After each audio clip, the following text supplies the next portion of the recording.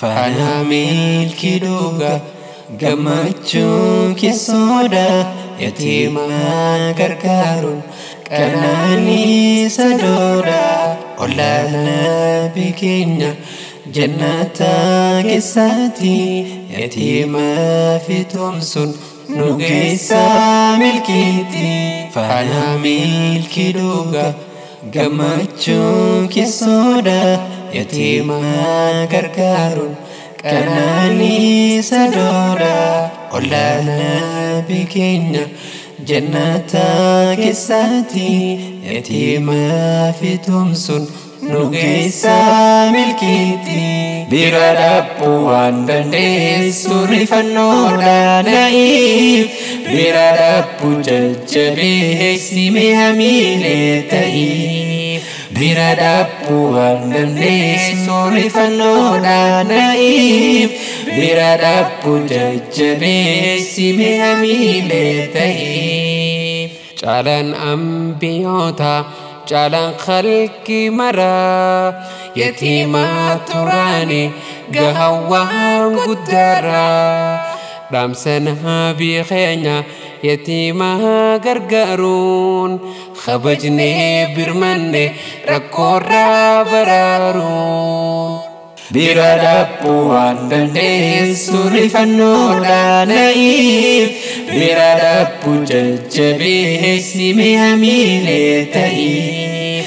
Bira dhabbuu waan dandeessu rifannoodha na'iif bira dhabbuu jajjabeessi mi'a miilee ta'iif. Sadaqaa jaariyaa kan yoomuu nu fe'atu nyaachisnee barsiifnee yoomuu bira dhaabbatu rabbiin nuuf gammada isaan gammachiisna waan dandeenyu goone rakkoo isaanii hiikna.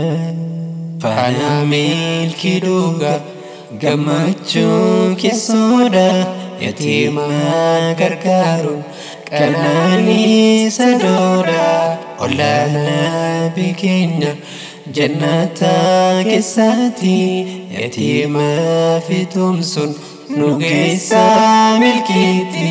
Bira dhabbuu waan dandeessu rifannoodha na'iif bira dhabbuu jajjabeessi mi'a miilee ta'iif. Dirqama obbolummaa dirqama lammummaa yatiima gargaaruun dirqama lammummaa.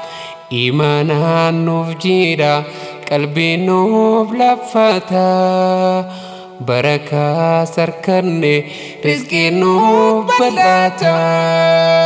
Bira dhabbuu waan dandeessu rifannoodha na'iif bira dhabbuu jajjabeessi mi'a miilee ta'iif.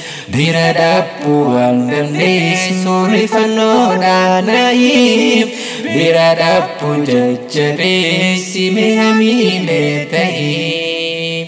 Waa bareede manni yatiimaaf kan tumse isaan gargaaruudhaan isaan gammachiise rabbiin nu haa godhu warra tola tolu nu haa godhu inni warra milkiin galu.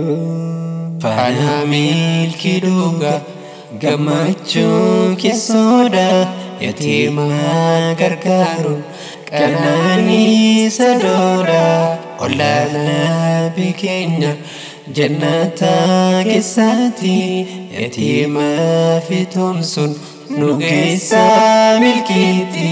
Faana milkii dhugaa gammachuu keessoodha yatiima gargaaruun qananiisa doodha olaanaa bikeenya jannata keessatti yatiima fitumsuun nu geessa milkiitti.